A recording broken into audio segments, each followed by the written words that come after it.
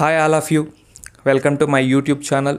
ఈరోజు మీ అందరికీ ఒక మంచి ఇంపార్టెంట్ టాపిక్ అండ్ ఇంట్రెస్టింగ్ టాపిక్ని మీ ముందుకైతే తీసుకొచ్చాను.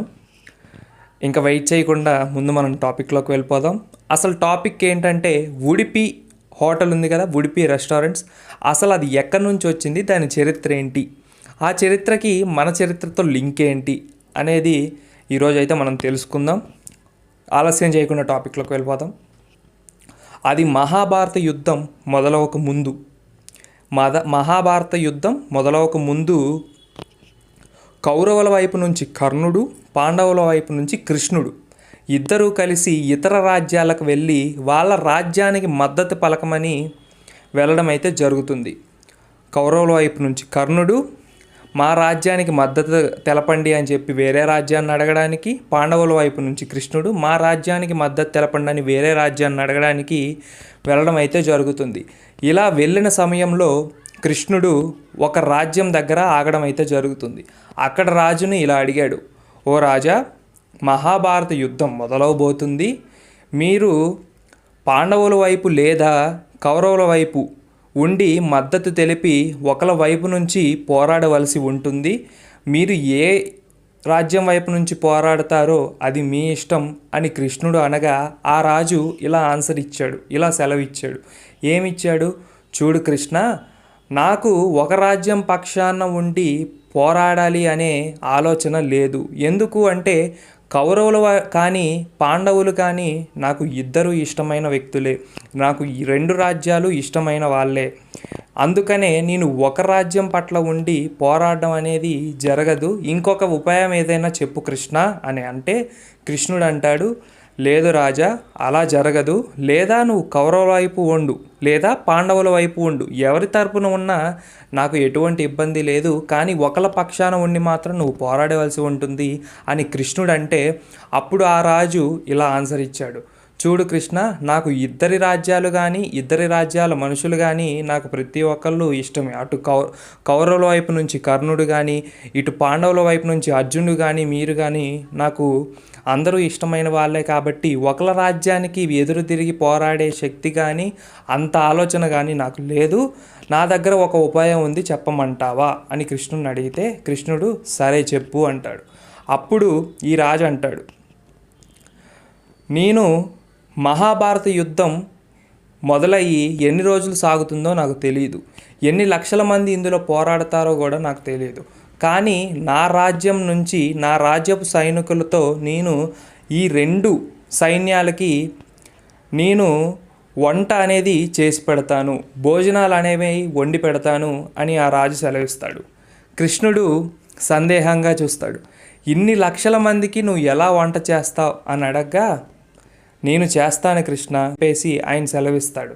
సరే, ఒకసారి కృష్ణ మీకు నమ్మకం లేకపోతే మా ఆతిథ్యాన్ని స్వీకరించండి, మా వంటల గురించి మీరు తెలుసుకోండి అనగా కృష్ణుడు ఫస్ట్ ఆ రాజు దగ్గర భోజనం అయితే చేయడం జరుగుతుంది. కృష్ణుడు ఆ భోజనం తినేసి, అద్భుతమైన విందు భోజనం ఇది, నువ్వు చెప్పినట్లే ఒకళ్ళ రాజ్యం పక్షాన ఉండి పోరాడవలసిన అవసరం లేదు, నువ్వు చెప్పిన దాన్ని బట్టే రెండు రాజ్యాలకి ఎంతమంది పోరాడితే అంతమందికి నువ్వు వంట అనేది చేసి పెట్టచ్చు అని కృష్ణుడు అనగా మహాభారత యుద్ధంలో కొన్ని లక్షల మందికి మహాభారతం యుద్ధం మొదలయ్యి సాయంత్రం మళ్ళీ ఆగి మళ్ళీ మొదలయ్యే టైంకి ప్రతి ఒక్కరికి వంట అనేది చేసి పెట్టి అందరి కడుపు నింపడం అనేది జరుగుతుంది. ఇలా జరిపాక కృష్ణుడు ఒక మాట అంటాడు, చూడు రాజా, ఇన్ని లక్షల మందికి నువ్వు వంట వండి పుణ్యం చేసుకున్నావు కాబట్టి నీ పేరు నీ రాజ్యం పేరు కొన్ని తరాల పాటు వినిపిస్తుంది, కొన్ని తరాల పాటు సాగుతుంది, ఇది ఎక్కడా ఆగిపోయే పేరు కాదు అని చెప్పేసి ఒక వరం ఇస్తాడు.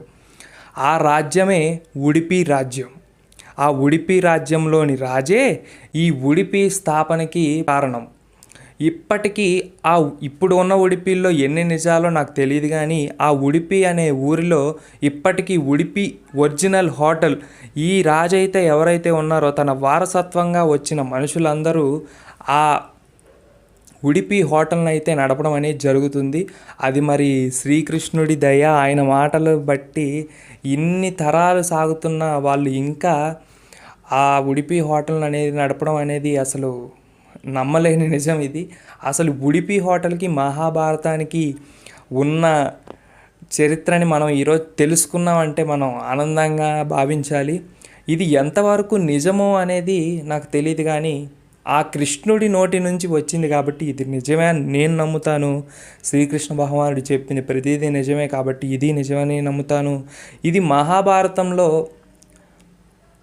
ఎక్కడా ప్రస్తావించలేదు, కానీ చిన్న చిన్న జానపద గీతాల్లో చిన్న చిన్న జానపద రచయితలు ఈ విషయం గురించి చెప్పడం అయితే జరిగింది. నేను ఈ విషయం మీ అందరికీ నా యూట్యూబ్ ఛానల్, నా యూట్యూబ్ సబ్స్క్రైబర్లు అందరికీ తెలియజేయడానికి కొన్ని క్రోమ్స్లో కానీ ఇన్స్టాగ్రామ్లో కానీ మొత్తం గ్యాదర్ చేసి ఈ ఇన్ఫర్మేషన్ అనేది మీ దగ్గరికి తీసుకొచ్చాను. ఈ ఇన్ఫర్మేషన్ కనుక మీకు నచ్చితే ప్లీజ్ సబ్స్క్రైబ్ చేయండి, షేర్ చేసి, ఎందుకంటే ఈ విషయాన్ని 10 మంది తెలుసుకుంటారు, 10 మందికి నచ్చుతుంది. నా ఛానల్ ఇంకొంచెం పైకి రావడానికి ఆస్కారం ఉంటుంది కాబట్టి ప్రతి ఒక్కళ్ళు ఈ వీడియోని సపోర్ట్ చేసి, షేర్ చేసి, సబ్స్క్రైబ్ చేసి, లైక్ చేసి, అందరూ ఈ విషయం తెలుసుకున్నందుకు అందరికీ హ్యాపీ అనుకుంటున్నాను, నేను అనుకుంటున్నాను, హ్యాపీగా ఫీల్ అయ్యారని నేను అనుకుంటున్నాను. సో ఇట్లాంటి ఇంకా ఇంట్రెస్టింగ్ విషయాలు నేను మీకు ముందుకు తీసుకొస్తూనే ఉంటాను. ప్లీజ్ సబ్స్క్రైబ్ మై ఛానల్, మీరైతే డిసప్పాయింట్ అవ్వరు. ఇంకో విషయం ఏంటంటే ఒక 3 days నుంచి వర్షాలు అయితే బాగా పడడం అయితే జరుగుతుంది. సో బయటికి వెళ్ళినప్పుడు జాగ్రత్తగా వెళ్ళండి. బైక్స్ తోలేటప్పుడు కానీ స్కూటీ తోలేటప్పుడు కానీ స్కిడ్ అవుతాయి కాబట్టి కొంచెం నెమ్మదిగా వెళ్ళండి. రైన్ కోట్స్ యూజ్ చేయండి.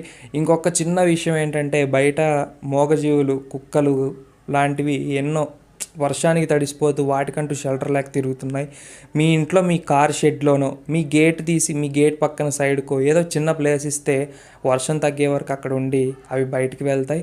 మీకు పుణ్యం, వాటికి సేఫ్. సో ఇట్లాంటి మరెన్నో విషయాలు మీ ముందుకు తీసుకొస్తాను. Thank you for watching. Please subscribe చేయండి. గంట సింబల్ మాత్రం కొట్టండి. నేను పెట్టినప్పుడు మీకు నోటిఫికేషన్ టంగన్ అవుతుంది.